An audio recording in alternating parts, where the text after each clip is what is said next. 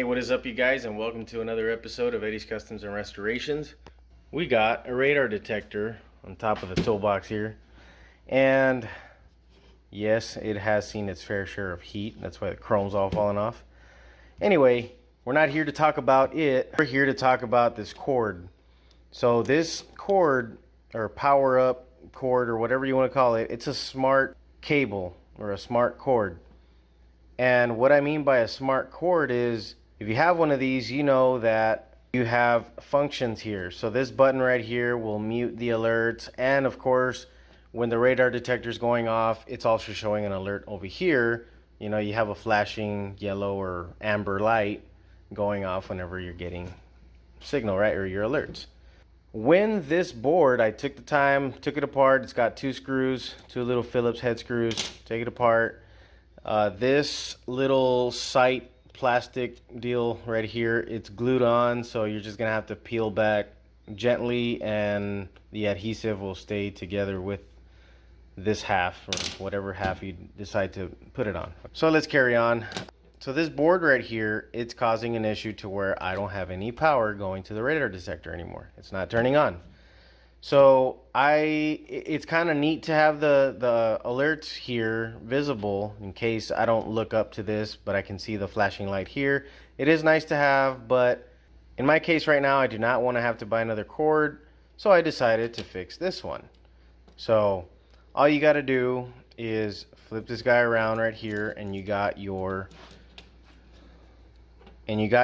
four wires that lead to the cord, right? So you got a green, black, red, and yellow. The only two wires that we're going to worry about here is the green and the red. And I'm not talking about these green and reds, I'm talking about these green and reds. Okay, and at this point, you probably know where I'm going with this. I've already tested this, and I will show you. I'll do a quick test right now. Let me just set up my camera, and I'll show you that these two, the red and the greens right here on this side going to the cord, will power up the device. Okay, so don't mind my color coding. My color coding on these wires are actually backwards. So this is actually my positive and this is my my negative. I just so happened to accidentally label these wrong when I did the two connections. Easily confused, both wires are black, but since it's only me that uses this, I know, and I don't have to worry about anything. Okay, so I powered up, or I powered up. You see, even now I'm getting confused. I put the ground to the green, and I'm gonna put power to the red. Okay, and as you can see, it's powering on. Okay, so that is all we need to do. So now that you know that works, that's what we're gonna do. We're gonna snip these two wires off of here, and what we're gonna do is we're basically eliminating this board, but we are gonna leave the board in there because we don't want to end up with an empty hole over here and whatnot, right? So all I'm gonna do is I'm gonna cut these two wires, and mate them together. I'm gonna solder them together, put a little heat shrink on there, and we'll be golden. And I'm already off to a bad start. Heat shrink I have, this is the smallest I have. I definitely know that is not gonna shrink down to this size, but I'm gonna use what I got, and in the end I'm gonna finalize it with some electrical tape. So it's gonna work and nothing bad will happen regardless. So I'm gonna snip the green, snip the red. Those two are free now. Okay.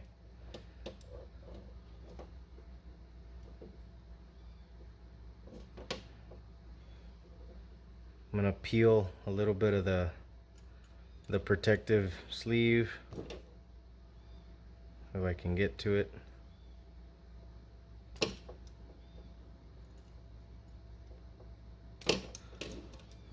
And before I get criticized on this, I do not have wire strippers that are this small, for this small gauge of wire. Okay, but anyhow, this will work, obviously.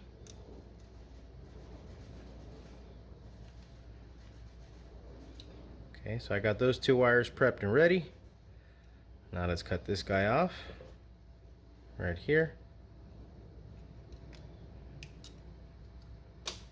I am not gonna unsolder this because what's the point?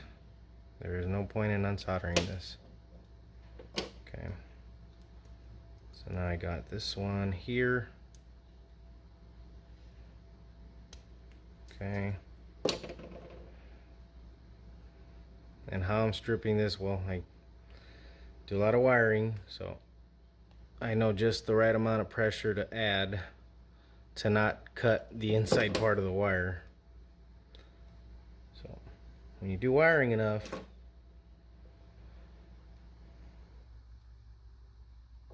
okay.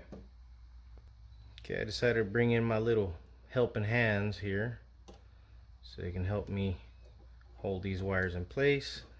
I got this little deal at Harbor Freight a while back. Okay.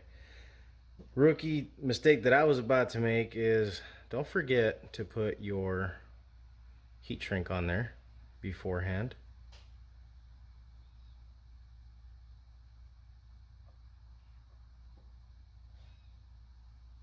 Okay, so we're ready to start. Okay, I'm preheating my soldering iron here. And what I'm gonna do is I'm gonna heat the bottom of these wires, and I'm gonna start to melt the solder on top of the wires.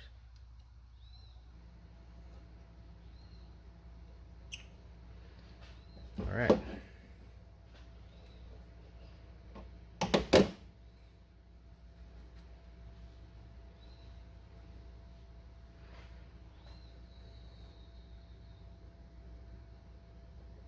Okay, there's one. It's a little hot here, so. Now the next step is run your heat shrink forward.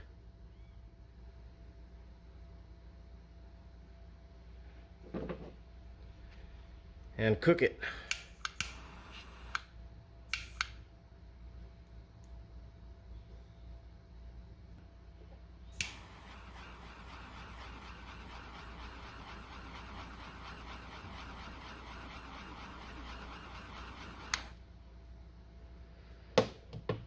Okay, so there's that right there. And we're gonna move on to the next one. Same thing. Okay, so now we're gonna move on to the next one. Same thing.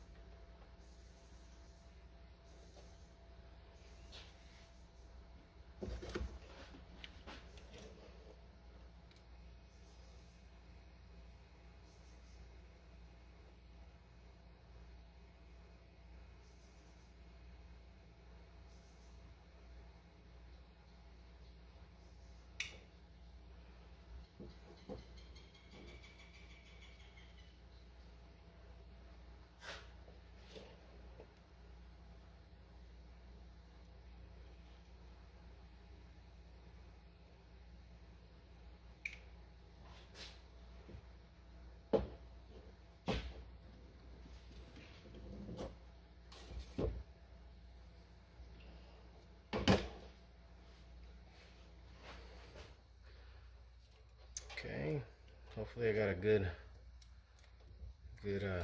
solder there. Yep. It's always a good idea to give it a little tug and make sure that the wires do not come apart.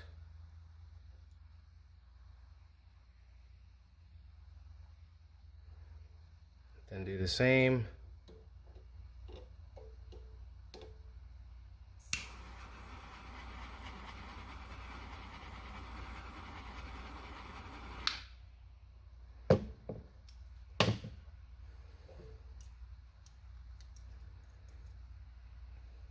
Now let's fight this guy in here. So let's put that one in there the way it went, right in that corner. Tuck these wires in. and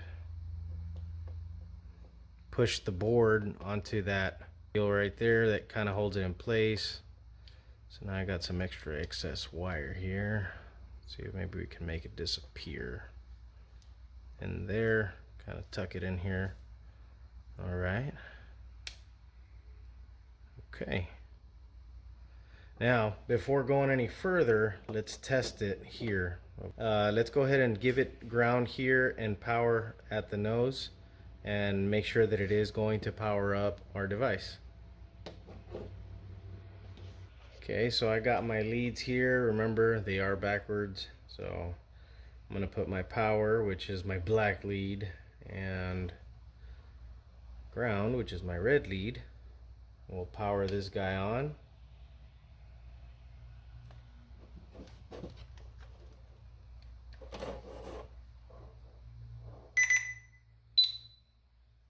So you see, we're golden. It works. And now we can finish putting it back together. This little spring goes up here. Let me unhook all my leads here. Okay, so our little spring goes up front there. This guy goes in here like that. And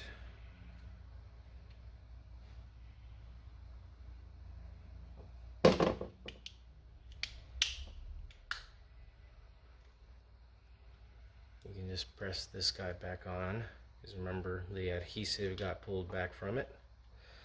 Make sure you got your spring tension here, spring tension there. Put your screws back in, and you're pretty much done at this point. Just put the screws back in and you're good to go. You can put it back in your car and be back in business. Well, that's it for the video, guys. That's all I got. Hopefully this works for you. I'm pretty sure it will. If it does not, then you got other problems. Probably got problems with your radar instead. So anyway, have a good one, and until next time, thanks.